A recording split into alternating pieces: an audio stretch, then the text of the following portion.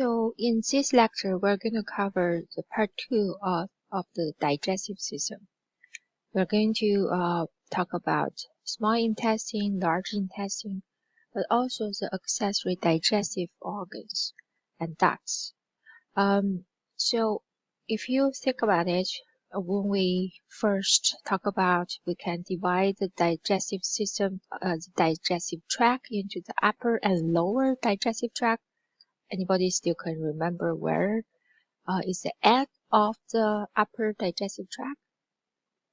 Okay, so the end of the digestive tract, upper digestive tract, is actually the duodenum. That's the last part. However, duodenum is also the first part of the small intestine. So we still lump it together in this lecture.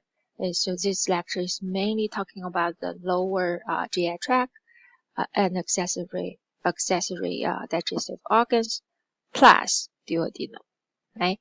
So the small intestine are made out of three parts: duodenum, jejunum, and ileum, and it is in that order.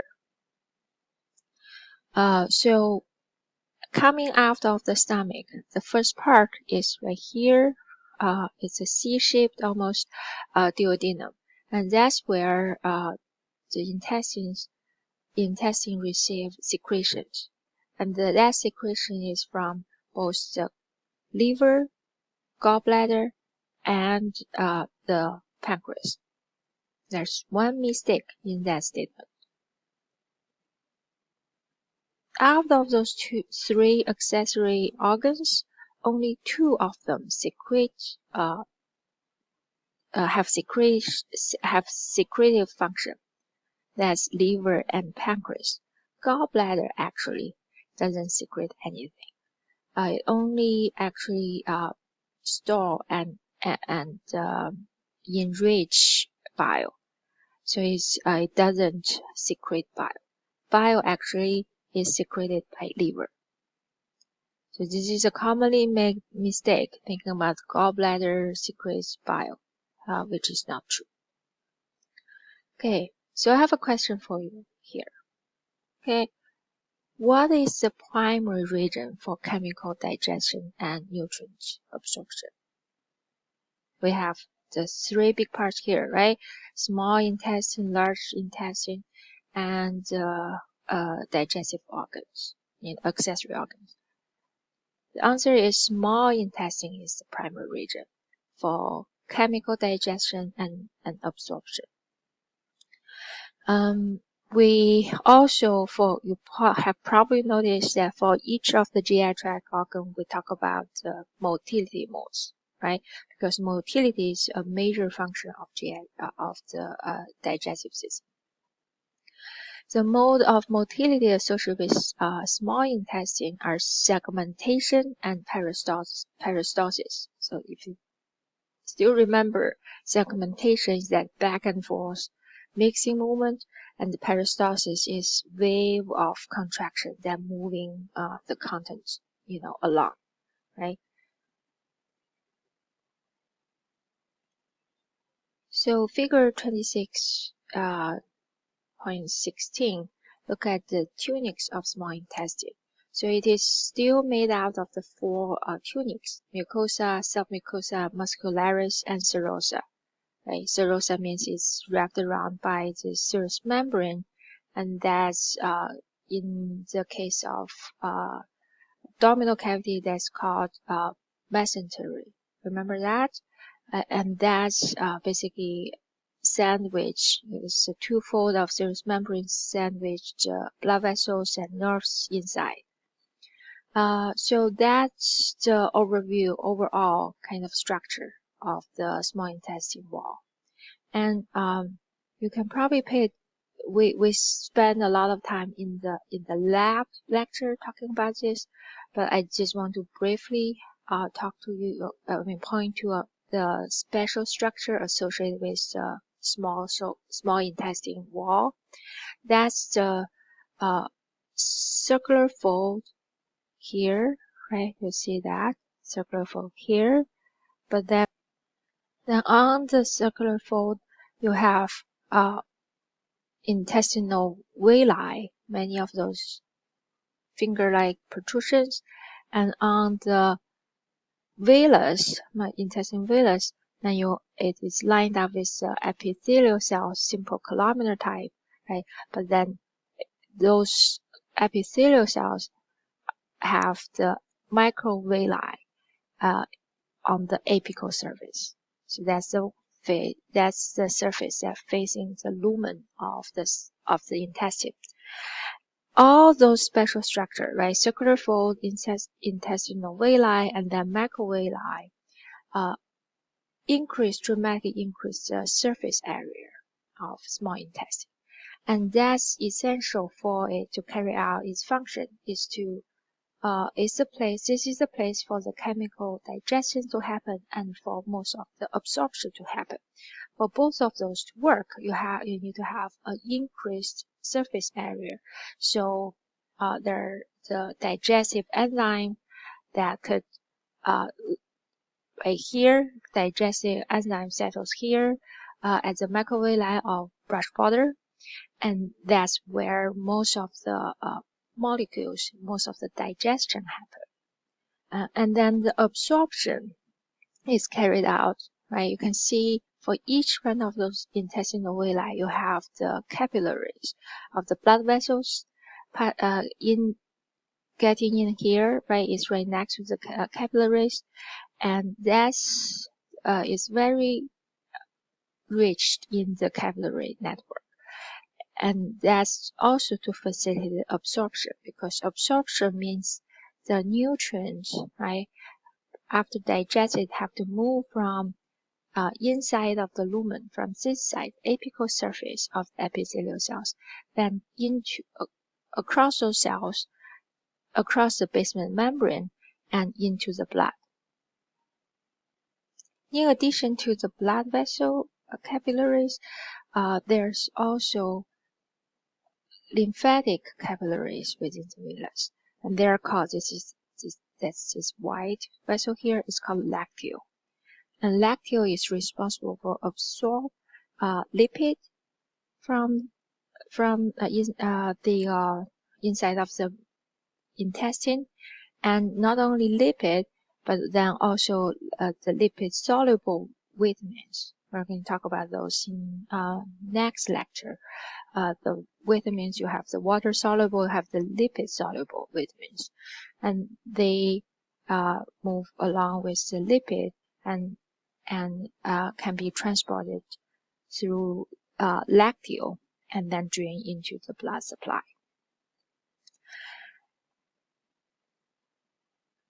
Regarding to the motility of the small intestine, we already briefly talked about them, right?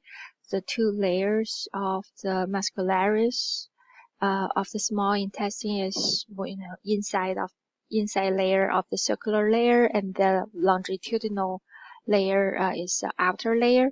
They are going to help with mixing, back and forth motion, and peristalsis. In addition to those two motions, there's a reflex here involved in moving chyme, right, from the small intestine into the large intestine. And that's the reflex called gastroileal reflex.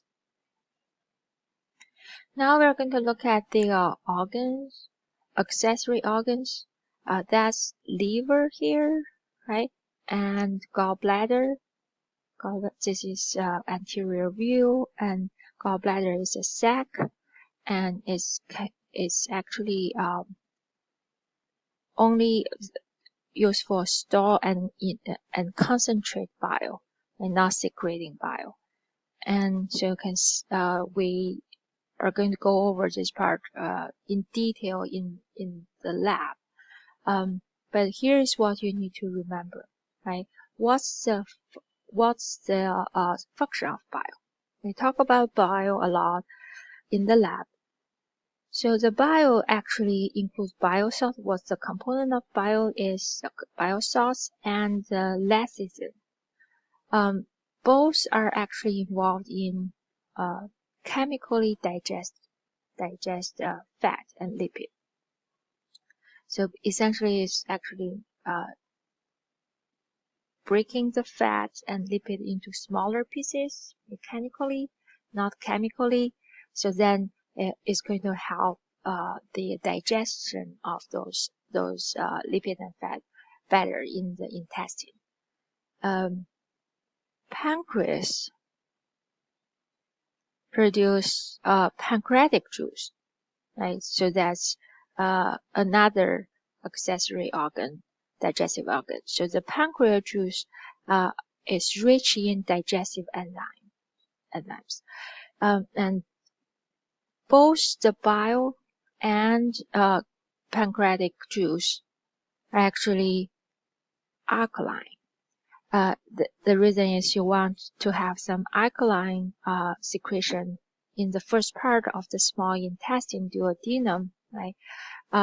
That's going to neutralize the acidity from the stomach juice. And so then it would not cause harm. So then the pH normalize wouldn't cause harm to the intestine epithelium.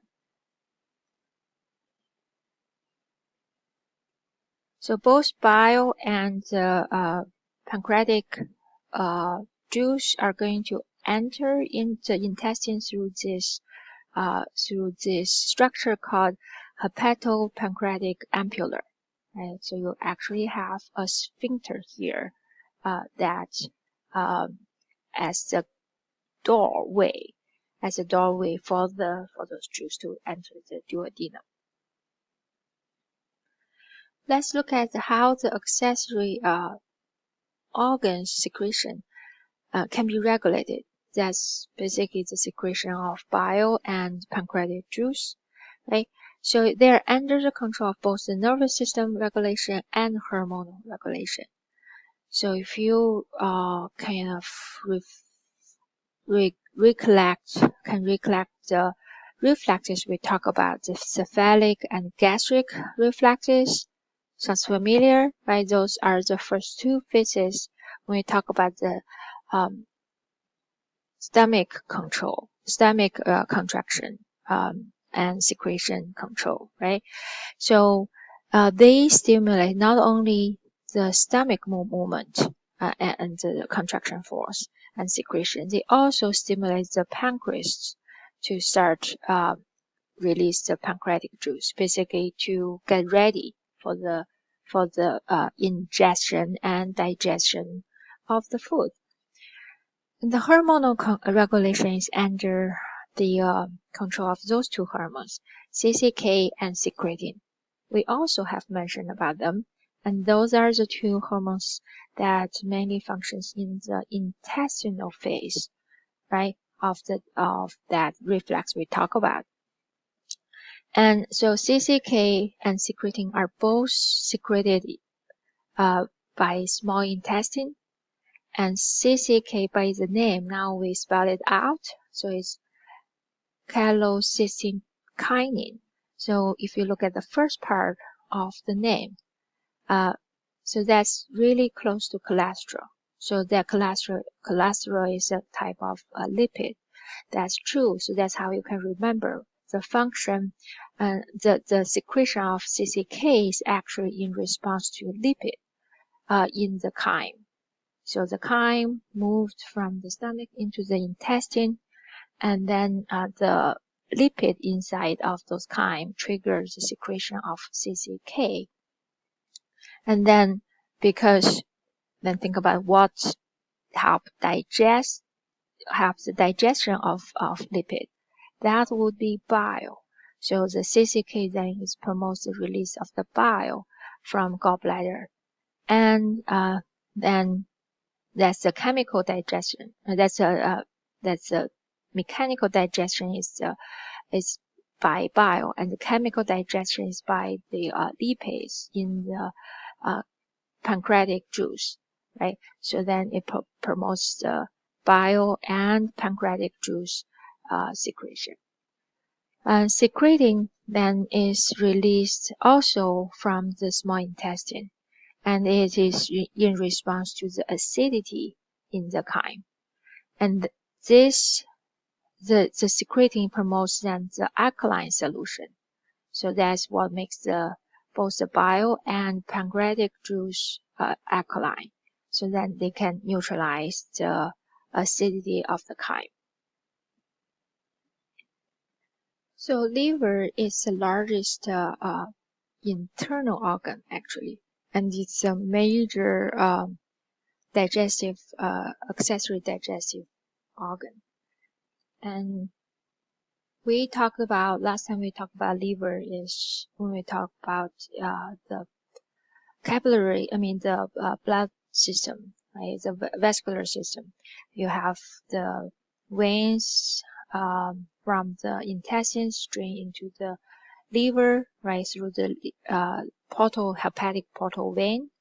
And then, so that's because it's going through another capillary system in the liver before it drains back to the heart.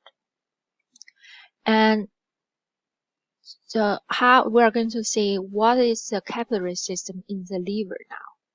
And you can almost see those hexagon shaped, almost like a honeycomb, right, shaped arrangement of liver. And each one of those hexagon is actually a hepatic lobule. See another look of it, right? So in each of the hepatic lobule, you have a central vein in the middle. And that's the one going to drain into hepatic vein, then to inferior vena cava. And you also remember what's feeding the liver, right, is the hepatic portal vein. So the hepatic portal vein is here. So you have this something called portal triad on the edge, right, on the outer perimeter of the lobules. There's some distance between the triads, but then you have those triads dispersed around the peripheral of the hepatic lobule. And the triad is made out of a bile duct, so that's in green, a branch of the hepatic portal vein, that's in the dark blue, and a branch of the hepatic artery. So the liver still have artery going into that, right? So you have the blood flowing from the hepatic artery and the portal vein, right, into the lobule. And as the blood flow towards the central vein, and it goes through this capillary, and this is the capillary here is the sinusoid type of capillary. That's the leaky one, right? So you have along the way, nutrients are going to be absorbed from the sinusoids and enter the hepatocytes that's lined up, that's located between the sinusoid capillaries. And hepatocytes also secrete bile, and that's going to also flow the opposite way.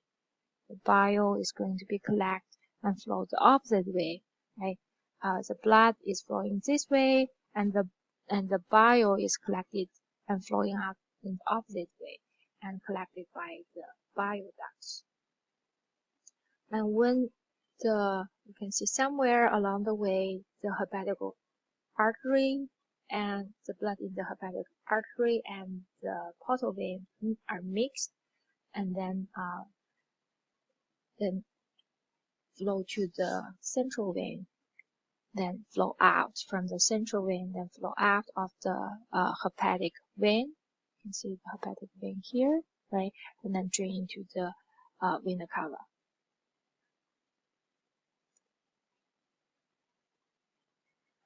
So essentially what the liver does is actually have all the blood that with the coming from the capillaries in the intestines with all the absorbed nutrient filter through liver and before the blood get back to the heart. right? So that's going to be really important for liver's function. And we'll talk about liver's function in more detail in the next chapter. So we're not done with the liver yet. Just keep tuned in. So for the large intestine, we actually go through its structure in detail in the lab.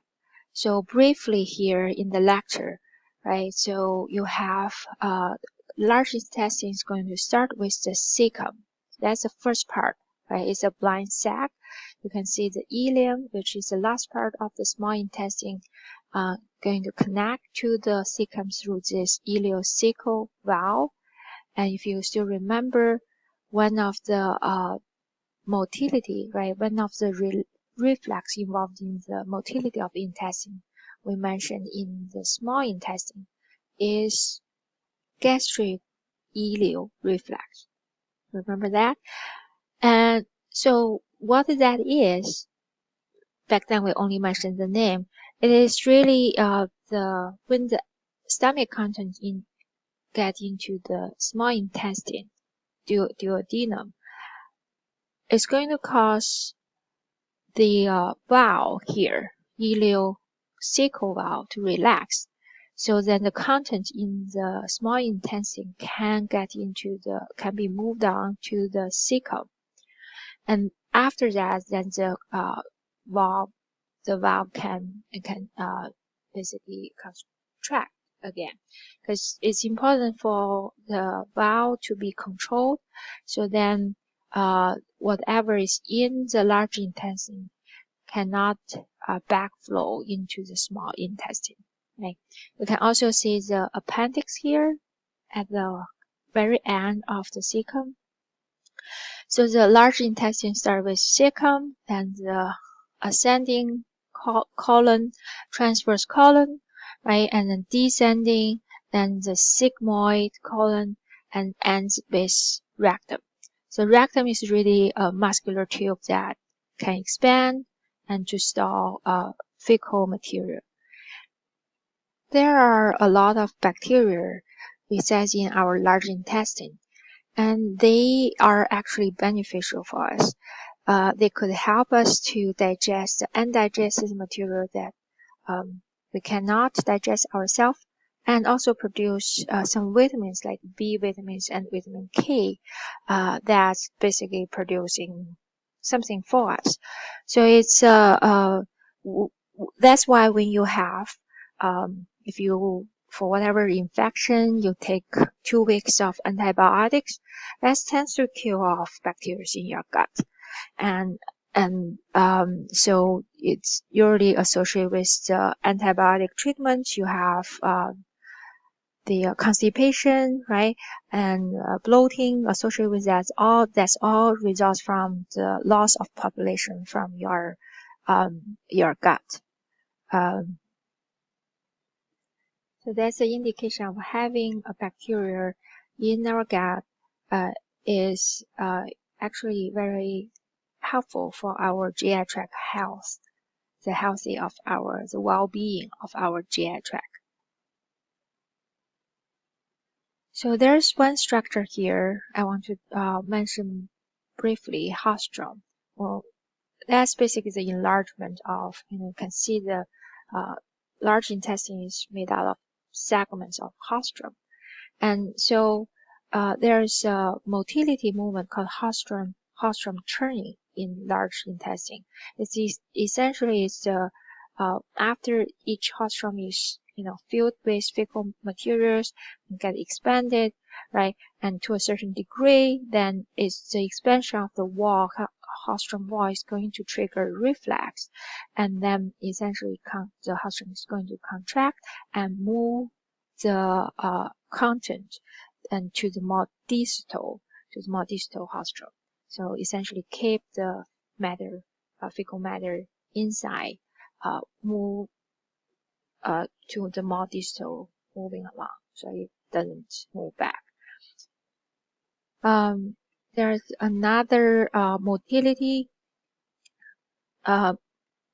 called mat movement. That's essentially you usually have on average have about 3 or 4 mass movements. That's going to be it like mass, not individual postural turning, right? Instead, you have a mass movement of the fecal matters inside of your large intestine moving to the distal portion and moving into the rectum, and that's usually triggered happens by your eating, and so that's basically making space available for the upcoming your food is going to be digested and going to eventually move into the large intestine. So it's making space and then moving so then the fecal matter get moved into the rectum. And the expansion of the rectum wall basically is going to stimulate another reflex, right? So to trigger the relax of the internal sphincter here. And so then you are going to get ready to eliminate the feces. However, we know in adults, we're all potty trained. We do not just, this elimination is not just a reflex. We can consciously control that. And that's a learned, voluntary elimination of feces is learned. But in the toddlers of the babies that's not potty trained, the elimination of feces, right? Pooping is actually is just triggered by the reflex. See, the reflex controls the internal sphincter here, and we can control the external or anal sphincter by conscious control of the cerebral cortex, can consciously control the external sphincter. So that's how we get to control the that's how we are potty